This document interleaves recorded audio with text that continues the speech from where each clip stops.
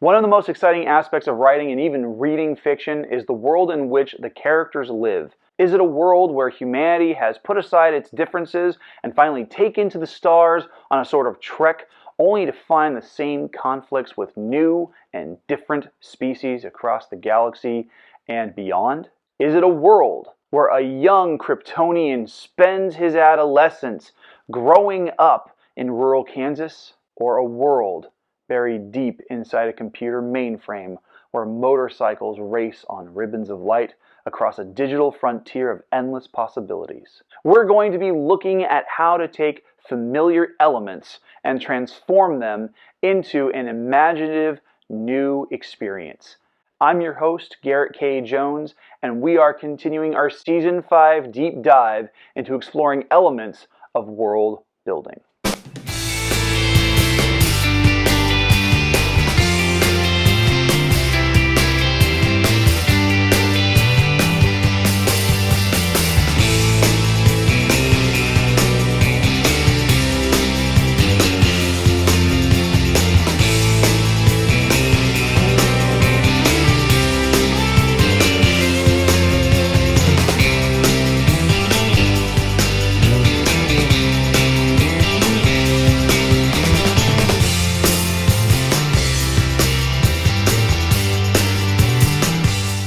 Welcome back to The Right Way. We have a great episode in store for you with this week's content, but before we jump into this month's writing tips, there are just a couple of announcements that I'd like to share with you. Today is my action writing workshop at the Kings County Library right here in Hanford. And if you're local, especially if you're local because I won't be streaming this online, come on down to the library from 11 a.m. to 12:30 p.m. Make sure to bring a notebook and something to write with because this is what we're going to be doing. It's going to be a lot of fun. It's an actual workshop. The class is free and we'll be learning how to improve on skills focused on writing action set pieces in your fiction. Lastly, we are just 3 weeks away from starting Author Awareness April. I scheduled the marathon for April instead of August this year. That way you guys get it a little bit sooner and I get an extra month off to reset for the next season. The showcase episode launches at the beginning of April. I think it's actually going to be on April 1st. Not sure yet. I have to look at that schedule. But just be aware because that is something that's going to be coming down the pipeline. And I really hope that you guys are able to tune in to The Right Way at the right time.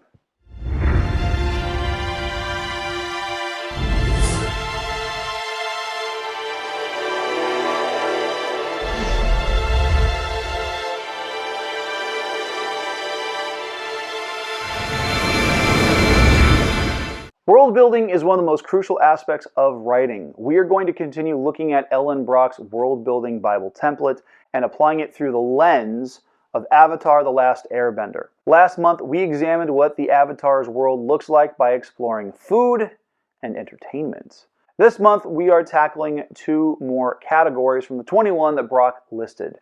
Today, we are covering law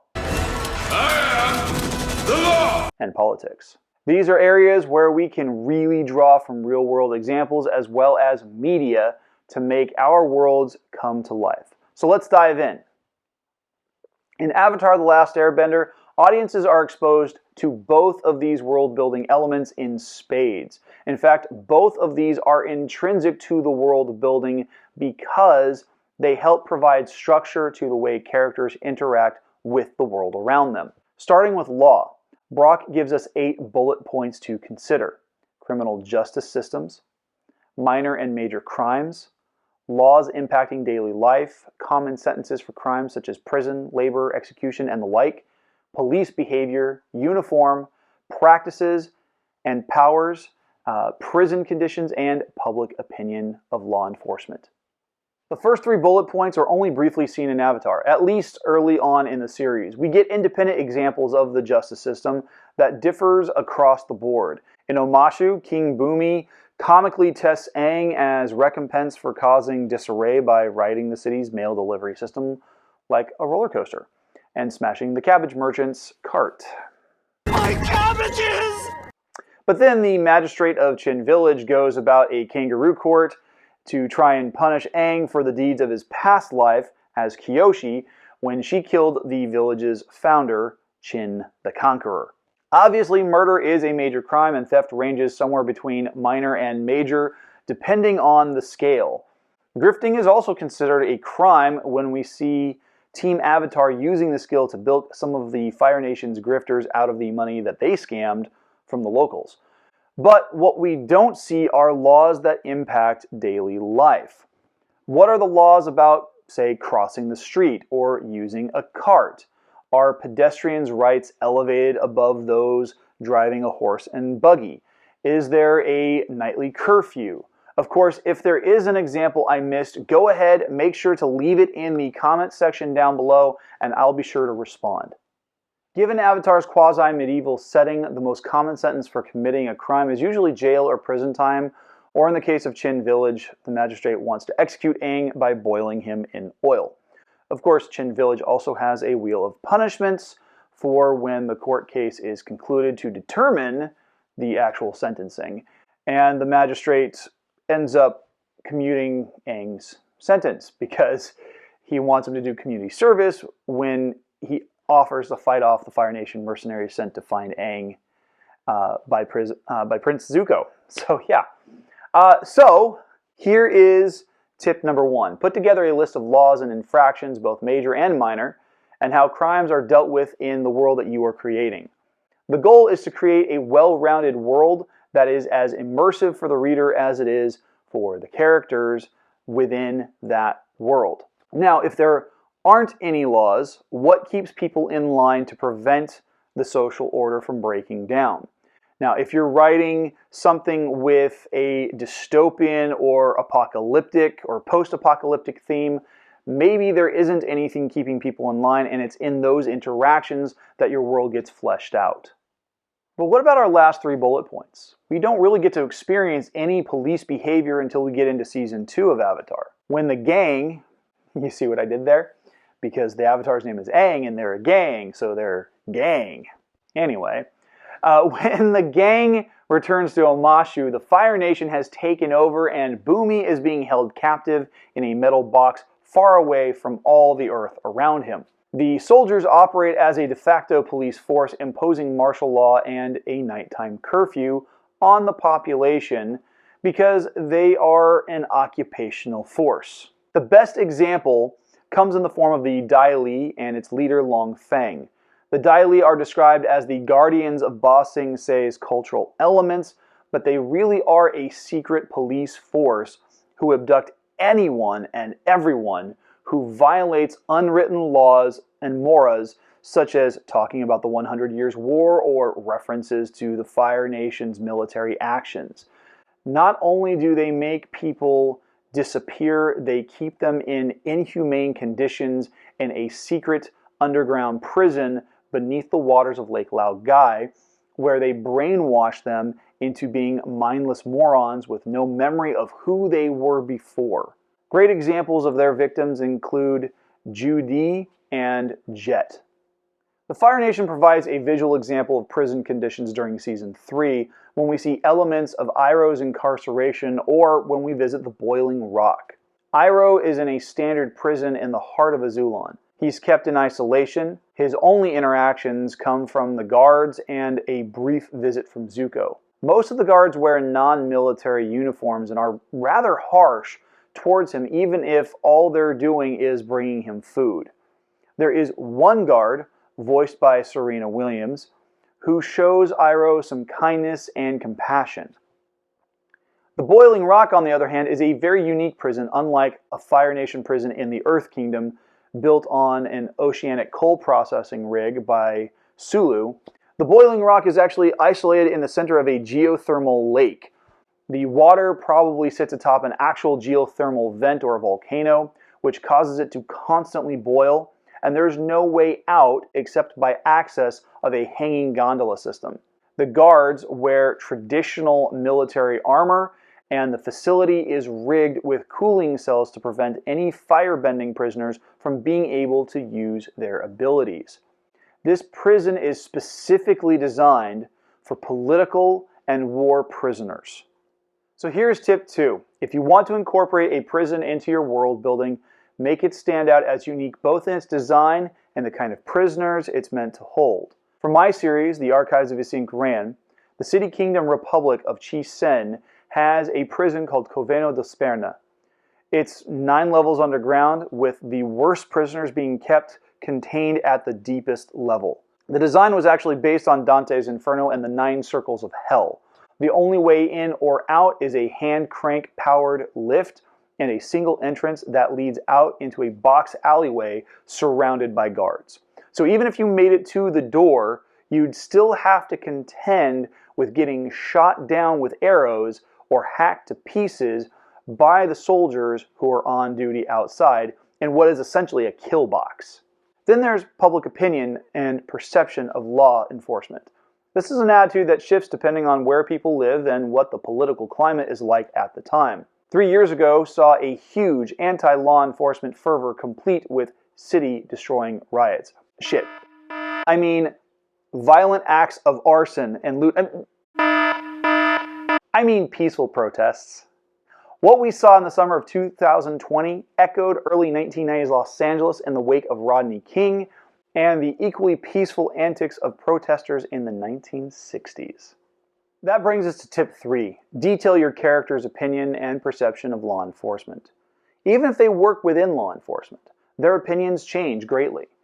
A great alternate example is Demolition Man. Sly Stallone's John Spartan is a cop, but he gets annoyed by the cops of San Angeles 2032 because they actively participate in a surveillance state and they arrest people for every basic thing, including swearing or using salt on their meat.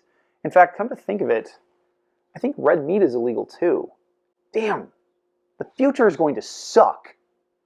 But that reminds me, if you want a masterclass on developing your law enforcement or law in your world building, watch Demolition Man. Just don't ask how to use the 3 seashells.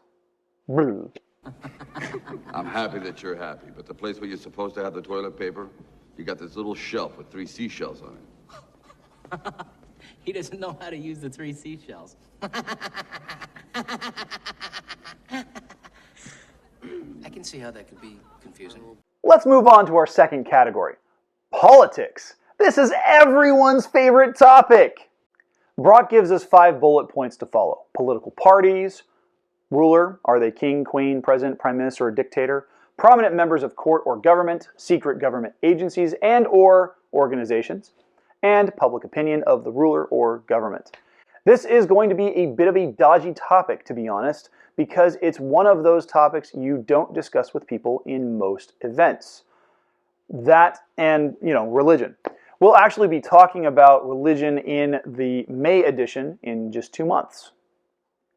In Avatar, much of this is relatively ignored. We don't get political parties, but we do get 3 rulers in the form of Chief Arnok of the Northern Water Tribe, Chief Hakoda of the Southern Water Tribe, he's Sokka and Katara's dad, the Earth King, and Fire Lords Ozai, Azulon, and Sozin in reverse order. The closest we get to a leader of the Air Nomads is Monk Gyatso.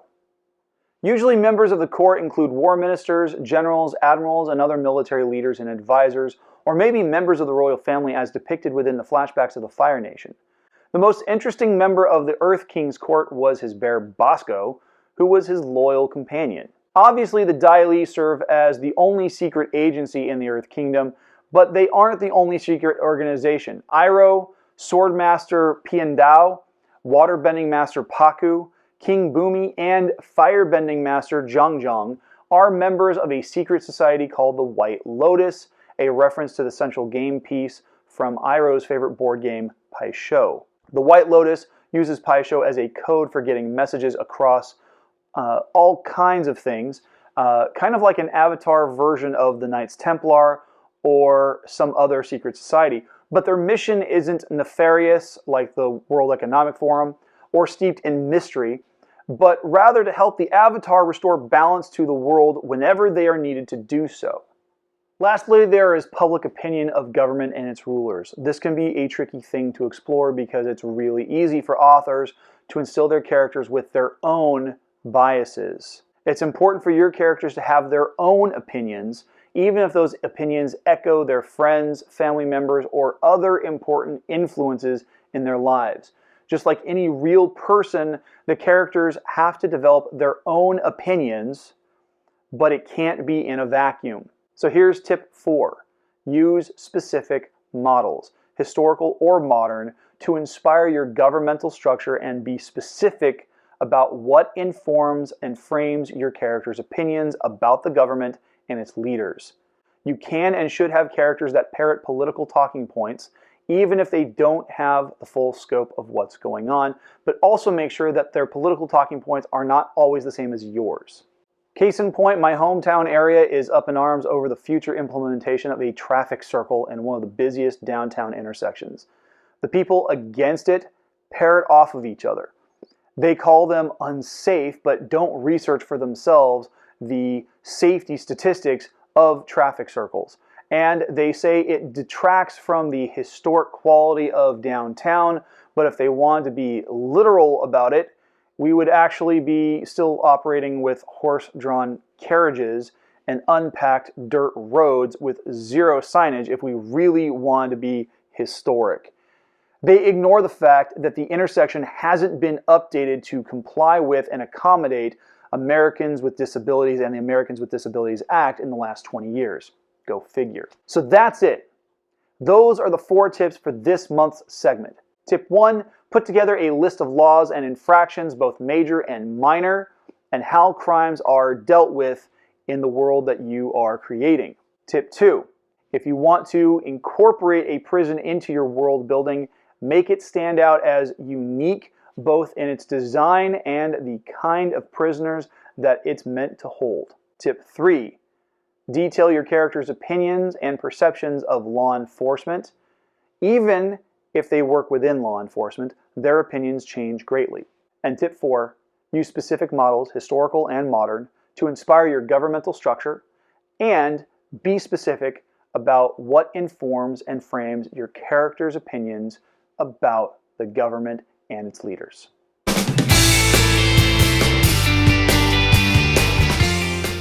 Hey, thanks for watching. Please hit like, hit subscribe, and hit the bell for notifications on new videos. You can support the channel on Patreon and the merch store. Those links can be found down in the video description. Make sure to tune in next week for the 200th, that's right, 200th episode featuring special guest, award-winning author Jonathan Mayberry. See you then.